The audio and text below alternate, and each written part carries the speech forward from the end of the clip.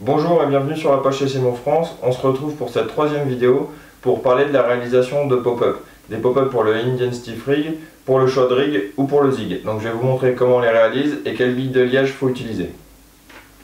Donc nous allons commencer la réalisation de nos pop-up.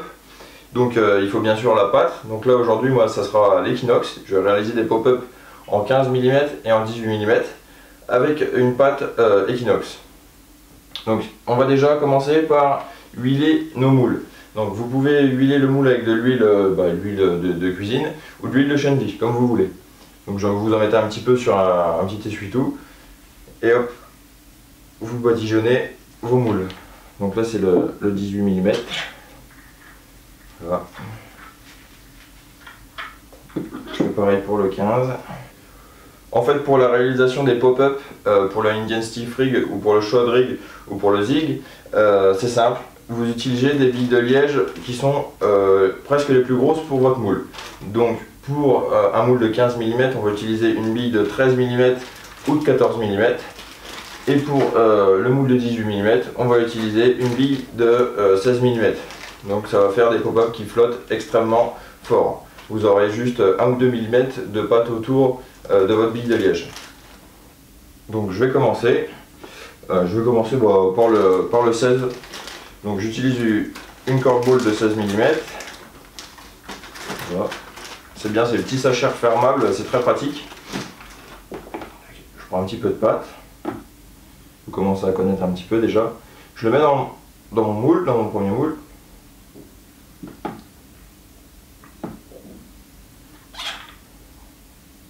Voilà, j'en mets dans le second. Je place ma corkball au milieu. Et je vais refermer avec le premier moule. Je tourne. J'ouvre.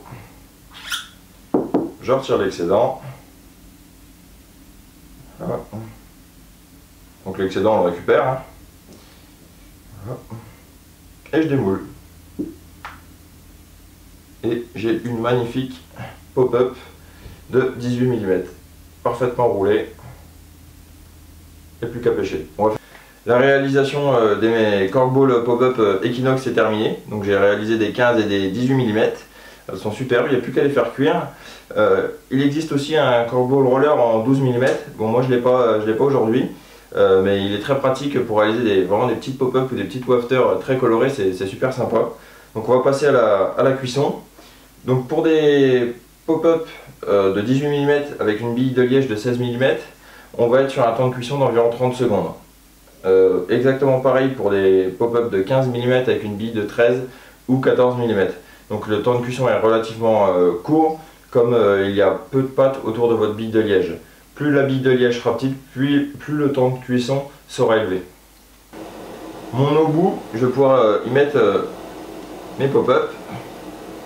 Hop. Donc 30 secondes, je mets le chronomètre. Voilà.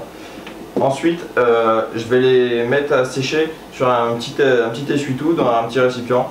Une fois qu'elles vont sécher une petite dizaine de minutes, je vais changer de plat et je vais les remettre sur un nouveau essuie-tout et je vais les laisser sécher 24 heures.